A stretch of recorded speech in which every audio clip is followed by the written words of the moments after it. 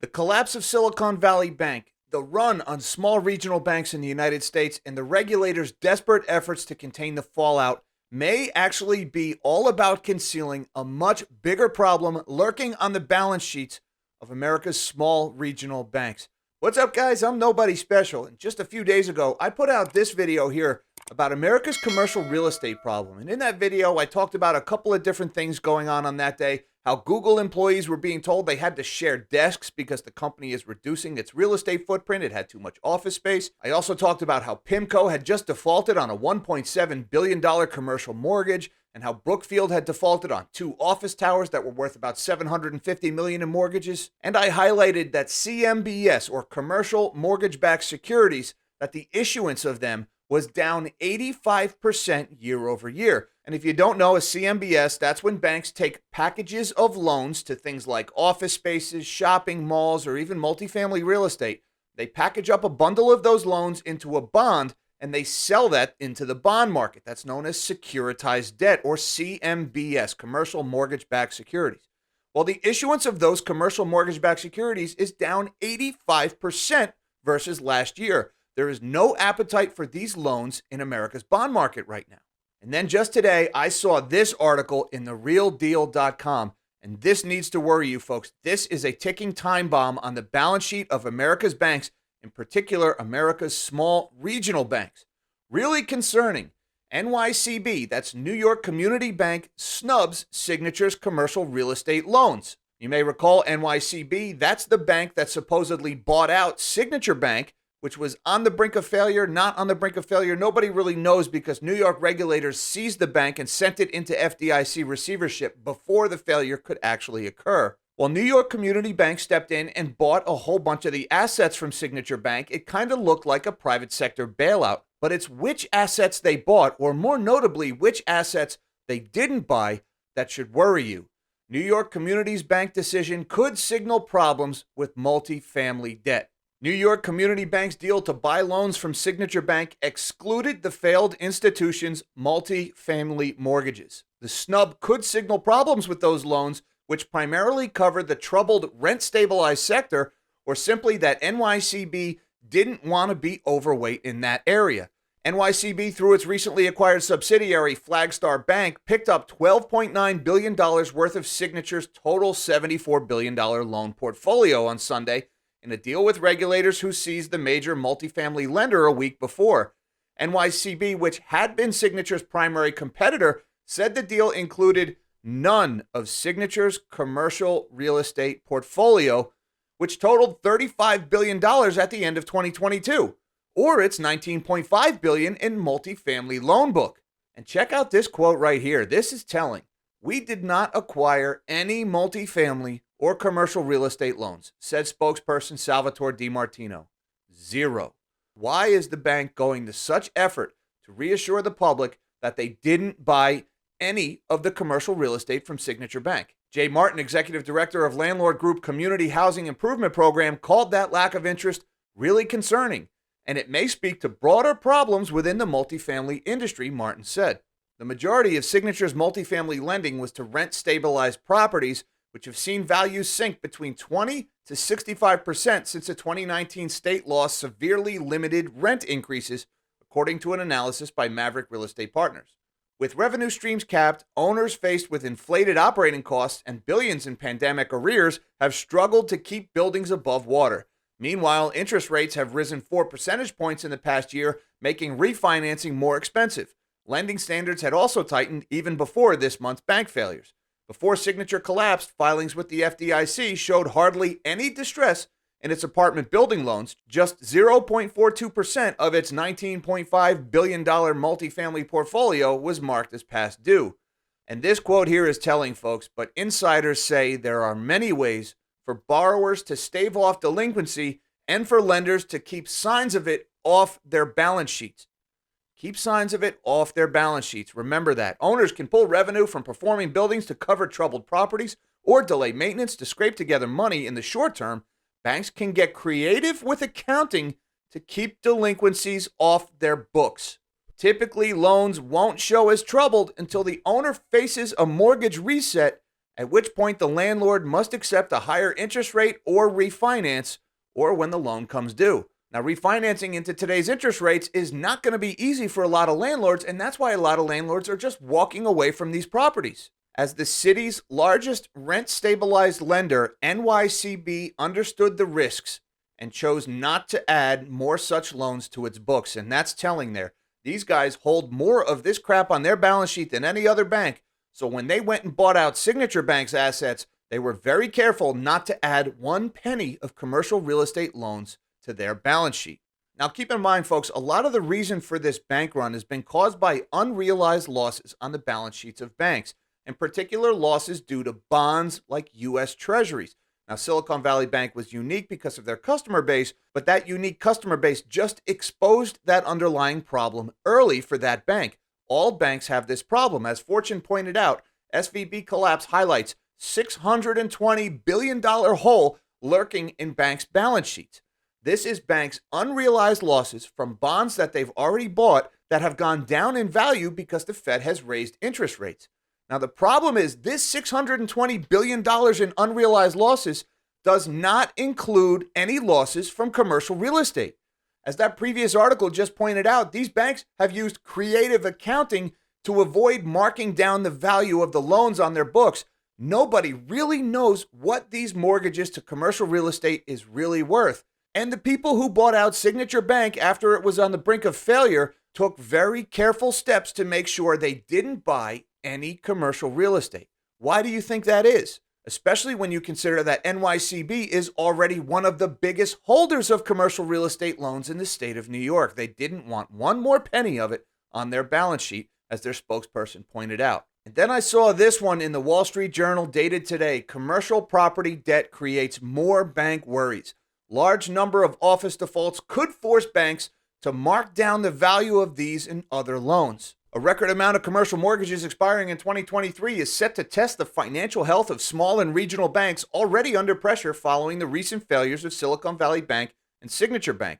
Smaller banks hold around $2.3 trillion in commercial real estate debt, including rental apartment mortgages, according to an analysis from data firm Trepp Inc. That's almost 80% of commercial mortgages held by all banks. Now, keep in mind, these are the small regional banks that are being run on right now.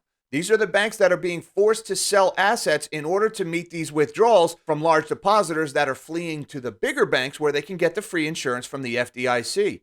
Well, these are the banks that are most vulnerable to commercial real estate. If they're forced to sell their commercial real estate loan book in order to meet these withdrawals, they're going to find out that those commercial real estate loans are not worth anywhere near what they're holding them on their books.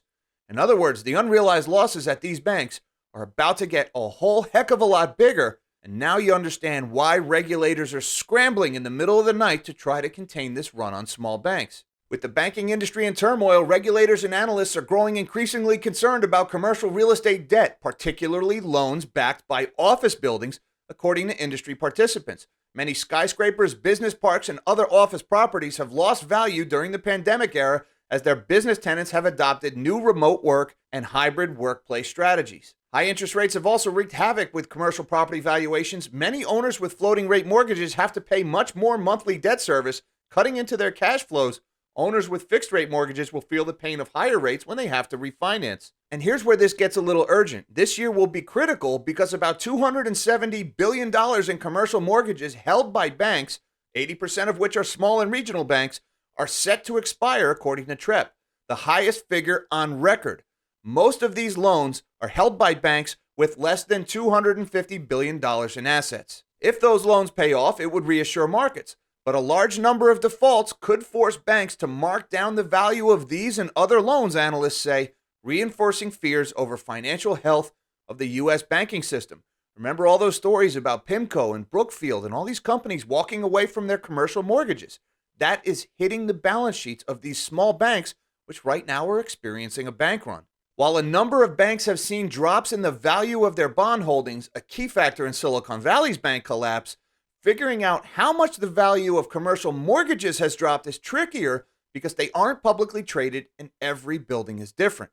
In a recent paper, a group of economists, including Mr. Piskorsky, estimated that the value of loans and securities held by banks is around $2.2 trillion lower than the book value on their balance sheets. And folks, that is massive. In addition to the $620 billion of unrealized losses sitting on the bank's balance sheets because of their bonds, they're saying there's almost another $2 trillion of unrealized losses sitting on their books of their balance sheets in the form of commercial real estate. These things are sitting on the bank's books, and the banks are recording them at a higher value than they can turn around and sell them for, which means if their depositors continue to withdraw the money, the banks will be forced to sell those loans, and the banks will run out of money before they meet all those depositors. These small regional banks are further underwater than they're letting on.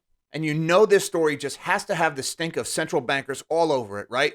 Check out this paragraph here. Government regulators have given banks ways to avoid taking losses even when loans are in trouble, and are restructured to give borrowers more time and more flexibility to pay what they owe. Much of the guidance the Federal Reserve and other regulators are following was enacted during the global financial crisis to shore up the economy. For example, in 2009, regulators issued a policy statement that allowed banks to keep loans on their books at full value in many situations, even if the property backing the loan was worth less than the loan balance. While banks had a reasonable expectation of being repaid, critics warned at the time that this guidance would hurt the economy in the long run because the pain was only being deferred. Deferred to when? Well, today, apparently. That is, unless they defer it again. And that's why it should come as no surprise that this letter was just issued by the Real Estate Roundtable to bank regulators and central bankers just 4 days ago. This is from the Real Estate Roundtable. They're a nonprofit private sector real estate think tank based in D.C. And this letter was sent just a few days ago to the FDIC, to the Federal Reserve, and the Office of the Comptroller of the Currency. Just look at how these guys already have their hand out to the government to rescue them from the coming commercial real estate crisis. Gentlemen, we are writing to encourage the financial services regulatory agencies to reestablish immediately a program similar to prior programs in 2009, 10, 20, and 22 that encourage financial institutions to work prudently with buyers on commercial real estate troubled debt restructurings, or TDRs. The action is needed as soon as possible to provide time for substantial effects of the historically rapid rise in interest rates to stabilize markets, as well as lingering effects of the global pandemic. And look at this paragraph here. At this critical time, it is important that the agencies do not engage in pro-cyclical policies such as requiring financial institutions to increase capital and liquidity levels to reflect current mark-to-market models. They're saying to regulators, please don't make the banks go look at their balance sheets and change the values of their commercial real estate loans to reflect what they're actually worth. These policies would have the unintended consequence of further diminishing liquidity and creating additional downward pressure on asset values. Of course, that would lower the value of commercial real estate. A deflationary spiral must be avoided at all costs. As recent events are only amplifying the contraction of credit, it's important for the agencies to take measures to maintain sufficient liquidity levels and support positive economic activity. Those are some strong words. A deflationary spiral must be avoided at all costs. You see, the second people realize that these loans being held on the books of the banks are not worth as much as the banks are saying they're worth, they go run on those banks, they get their money out, forcing those banks to sell those assets at a huge loss. That drives down the value of commercial real estate, which hurts all the other banks that have commercial real estate loans on their books. That is the downward deflationary spiral that they're referring to. The risk to financial institutions, including the commercial mortgage-backed securities sector, and potentially the overall financial system and the economy, posed by inflexible snapshot examinations of commercial real estate loans is quite high, and in our view, very much unnecessary.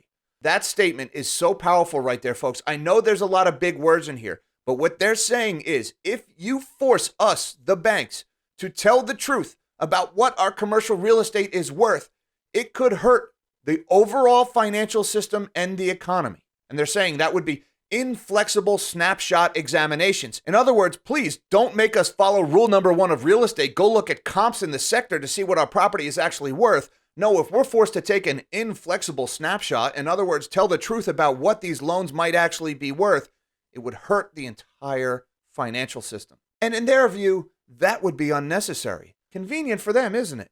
And here's the part of the letter where things start to get brutally honest. Because of the very rapid rise in interest rates, a year increase in the effective Fed funds rate from 0.08% to 4.58%, there is growing concern about what options will be left for borrowers or for institutions who hold these loans as these loans mature. Immediate value adjustments to reflect the new interest rate environment would lead to potentially significant value declines, you think, requiring unprecedented additional equity investments or capital reserves. In other words, if you make us tell the truth about what these properties are worth, it would crush our balance sheets and kill our banks. Such equity infusions or rising capital reserves could conservatively be expected to result in significant job losses, small business closures, greatly reduced municipal revenue, countless bankruptcies, and foreclosures. There also is the potential for high negative impact to large real estate lenders and investors, including universities and pension funds for teachers, unions, and others.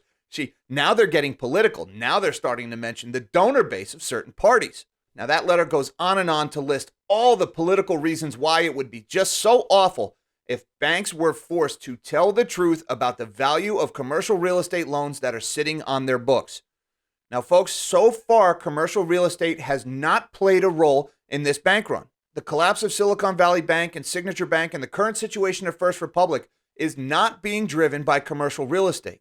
That's not a good thing. That is a terrible thing. That means in addition to the obvious hundreds of billions of dollars in unrealized losses sitting on the balance sheets of these banks caused by the rapid increase in interest rates in U.S. treasuries, there is further hundreds of billions, possibly trillions in losses sitting on the balance sheets of these banks in the form of commercial real estate loans, which are still sitting there at artificially high valuations. And if the banks have to sell those things, they won't get anywhere near the value they're claiming. And the fact that New York Community Bank did not touch one single penny of the commercial real estate or multifamily loans sitting on Signature Bank's balance sheet, that should tell you something.